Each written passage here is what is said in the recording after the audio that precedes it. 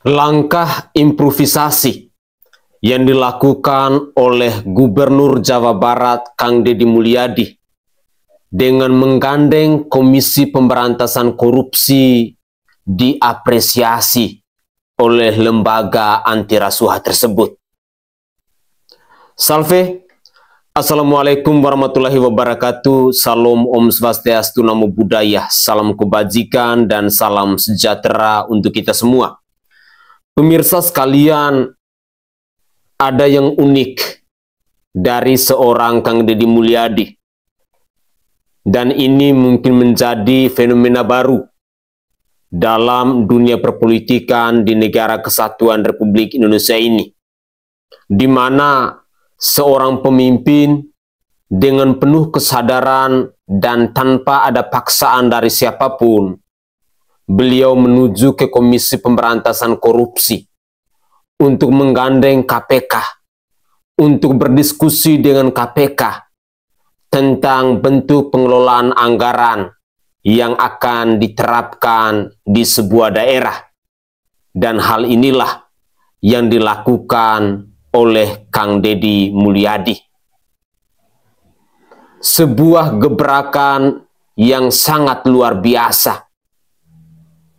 Dan saya berharap bahwa gebrakan yang lahir dari seorang Kang Deddy Mulyadi ini bisa diikut oleh pemimpin-pemimpin di daerah lain, menggandeng KPK untuk mewujudkan nilai-nilai transparansi dalam pengelolaan anggaran.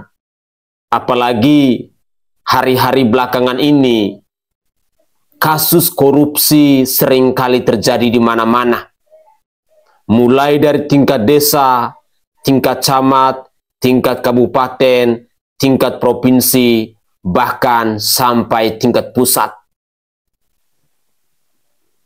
Komisi Pemberantasan Korupsi adalah sebuah lembaga yang menangani kasus-kasus korupsi yang ada di bangsa ini.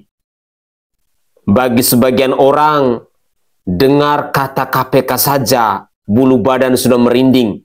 Tetapi cerita ini berbeda dengan Kang Deddy Mulyadi. Tidak heran bila KPK pada akhirnya memberikan apresiasi, memberikan pujian kepada Kang Deddy Mulyadi.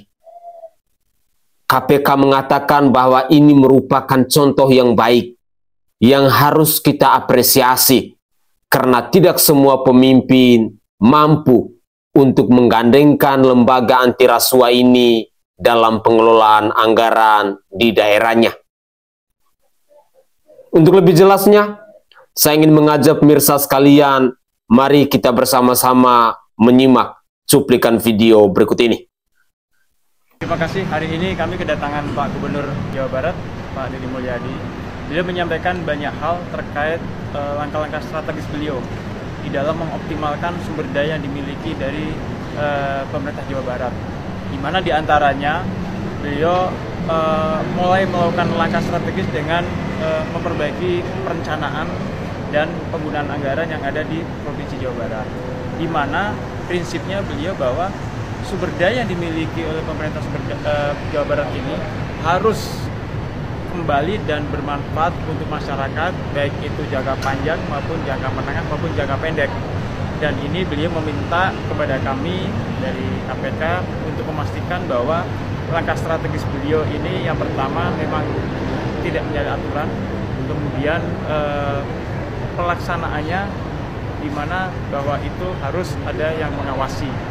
Nah, kegiatan ini merupakan suatu langkah strategi yang kami apresiasi, dan kami berharap bahwa apa yang menjadi ide, gagasan, improvisasi dari Pak Gubernur Jawa Barat ini betul-betul membuat langkah perubahan dan kemanfaatan yang real kepada masyarakat Jawa Barat dan sekitarnya. Demikian, terima kasih. Apakah program yang dikoordinasikan ini termasuk program siswa ke Barat itu, Pak? Oh iya, yang pertama program itu kan gini, kita akan menceritakan realokasi anggaran. Ada 5 triliun lebih, ada realokasi anggaran. Realokasi anggaran itu merubah belanja rutin pemerintah yang dianggap selama ini memboroskan anggaran pemerintah Kemudian alokasi belanja publik tapi tidak memiliki kepentingan publik. Misalnya di dunia pendidikan, ada belanja 700 miliar lebih untuk TIK. Sedangkan yang dibutuhkan oleh dunia pendidikan adalah ruang kelas baru, sehingga anggaran itu digeserkan menjadi ruang kelas baru. Kemudian ada belanja rutin perjalanan dinas pemerintah. Yang dibutuhkan oleh pemerintah hari ini adalah jalan raya, bukan perjalanan dinas, sehingga ada realokasi dari 700 miliar menjadi 2,4 triliun. Nah, kemudian ada sosialisasi yang biasa dibelanjakan oleh pemerintah. Yang dibutuhkan oleh masyarakat hari ini adalah banyaknya hampir 240.000 rakyat Jawa Barat tidak punya listrik.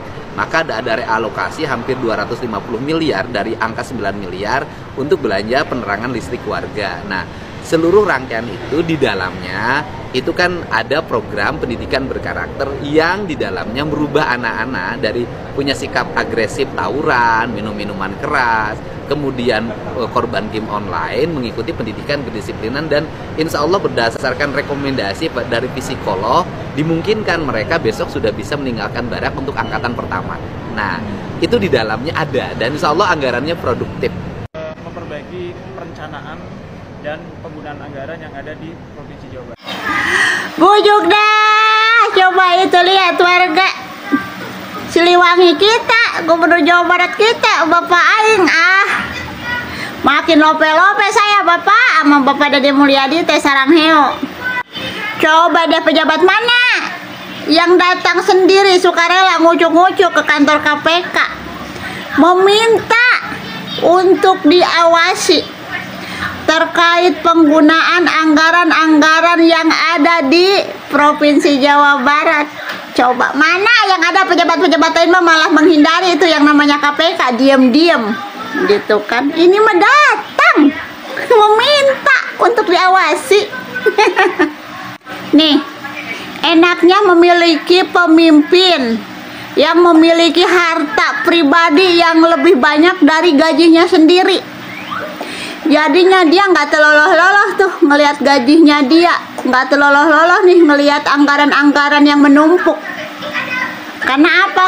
Ya karena dia sudah berdamai dengan dirinya sendiri dan dia juga sudah memiliki harta pribadi yang jauh lebih besar dari gaji dan anggaran-anggaran yang biasanya orang-orang itu ambil tuh dari anggaran, main suntik, main gunting, main potong buat masuk ke dompet pribadi. Bener kan? Benar-benar di sini pada Deddy Mulyadi lagi bersih-bersih kebunku dari ular dan tikus. Tikus-tikus yang biasa mencuri padi-padi warga. Sumpah gue happy banget, pokoknya gue happy banget. Ada aja gebrakannya daripada Deddy Mulyadi ya. Ini nih, gebrakan atau cara untuk membalas jawaban dari orang-orang yang pada cetom-cetom berisik gitu kan terkait kinerja Pak Deddy Mulyadi. Udah kayak begini aja, udah itu udah pasti noh, mereka lagi pada diskusi. Aduh gimana katanya lagi gua ngadepin nih Gubernur Jawa Barat ini. Udah kita ulti tetap aja kagak mempan, udah kita serang tetap juga kagak mempan. Sekarang sengaja malah datang ke KPK katanya untuk diawasi. Aduh ya Tuhan, gua mah kocak. Nih ya, misalkan di sini ada nih warga sipil, oknum-oknum di Jawa Barat nih terkait yang tidak setuju gitu dengan kebijakan atau program-program dan kinerja yang diambil oleh Pak Deddy Mulyadi. Fix, lu harus menghubungi Teh Pratiwi Novianti, minta dijemput, minta dimasukin ke karantina rumah sakit jiwa untuk dicek mental. Pemerintah, pemimpin yang udah begini bagusnya masih kalian jegal-jegal. Fix, lu ada masalah dengan mental lu, beneran dah. Gua rekomendasiin hubungin aja Teh Pratiwi Novianti ya. Itu pokoknya buat Pak Deddy Mulyadi top Marco top.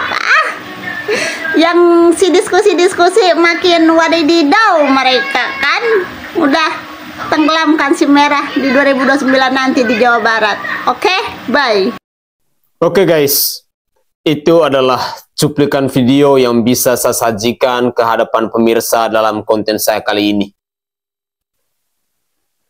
Saya secara pribadi melihat bahwa ini adalah keputusan yang begitu berani yang dilakukan oleh Kang Deddy Mulyadi yang adalah Gubernur Jawa Barat.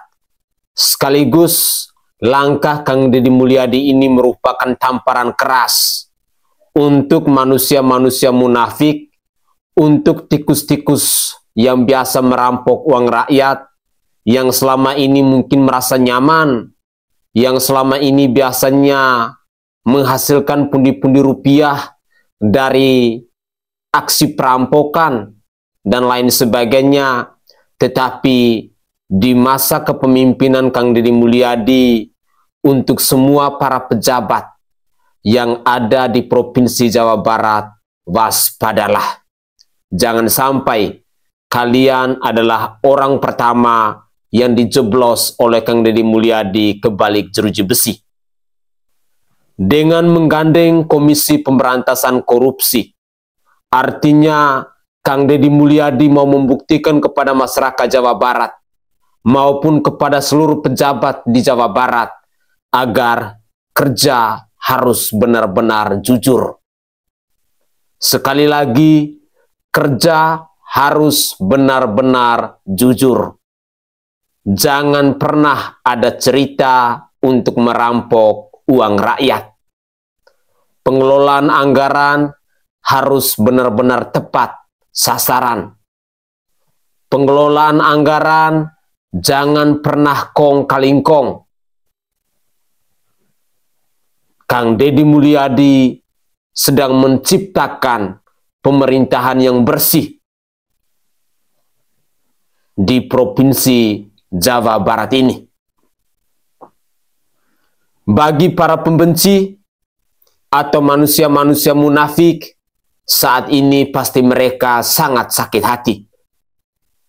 Karena tidak ada lagi pos-pos yang bisa mereka nyolong. Tidak ada lagi sumber-sumber duit yang bisa mereka rampok untuk keperluan diri mereka sendiri maupun untuk partai politik mereka.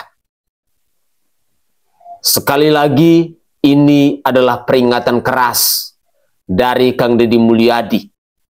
Dengan menggandeng KPK, artinya Kang Deddy Mulyadi menginginkan pengelolaan anggaran dan perencanaan anggaran di Provinsi Jawa Barat benar-benar harus jelas, benar-benar harus tepat, dan benar-benar harus transparan.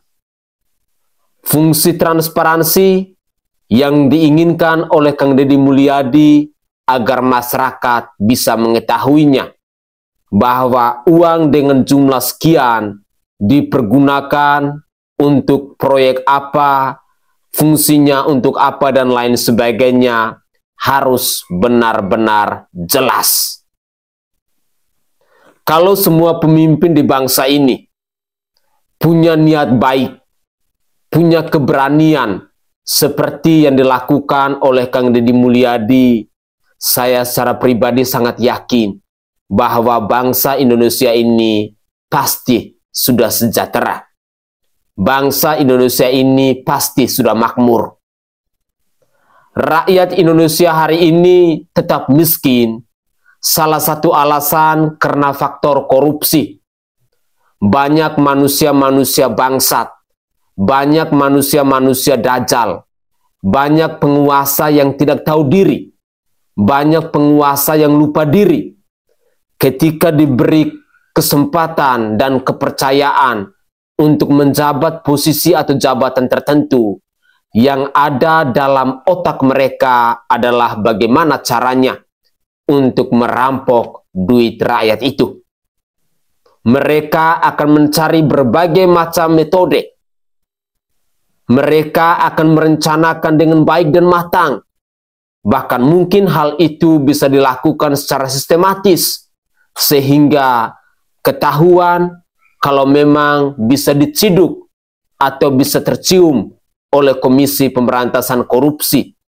Selama KPK tidak tercium aroma-aroma bangkai korupsi itu, maka mereka akan menikmati hasil uang rampok yang mereka lakukan secara sistematis itu. Kasus-kasus korupsi di bangsa ini memang sedang merajalela.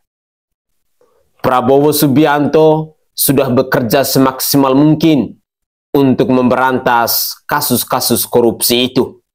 Tetapi sampai hari ini masih saja KPK terus melakukan operasi tangkap tangan dan lain sebagainya.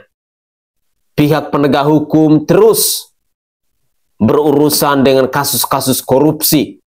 Sidang-sidang di pengadilan lebih banyak kasus-kasus korupsi. Ini membuktikan bahwa budaya korupsi yang ada di bangsa ini seolah-olah sudah mendarah daging, seolah-olah sudah melekat bagi mereka yang punya jabatan, bagi mereka yang punya kekuasaan. Ketika kita berbicara tentang kesejahteraan dan kemakmuran, saya secara pribadi terkadang berpikir bahwa itu mustahil akan tercapai kalau kasus korupsi terus merajalela di bangsa ini. Terkecuali ada 5 atau 10 orang yang gaya dan karakter kepemimpinannya sama seperti Kang Deddy Mulyadi yang adalah Gubernur Jawa Barat ini. Pemirsa sekalian, sebuah improvisasi, sebuah strategi, dan sebuah gagasan yang begitu luar biasa yang lahir dari Kang Deddy Mulyadi ini sesungguhnya mau mengetuk pintu hati para penguasa, mau mengetuk pintu hati para pejabat yang ada di bangsa ini, agar bisa menaruh rasa empati kepada rakyatnya itu. Rakyat hari ini banyak yang menderita. Rakyat hari ini banyak yang sengsara. Tetapi tidak semua pemimpin bisa menaruh rasa empati yang tinggi, bisa bekerja dengan hati kepada rakyatnya.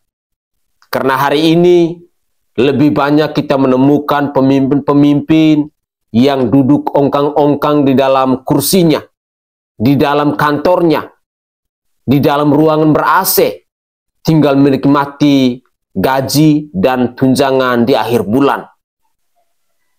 Sangat jarang kita menemukan sosok-sosok pemimpin seperti Kang Deddy Mulyadi yang selalu mempersembahkan aksi kerja nyata dan selalu melahirkan program ataupun kebijakan yang berpihak kepada rakyat.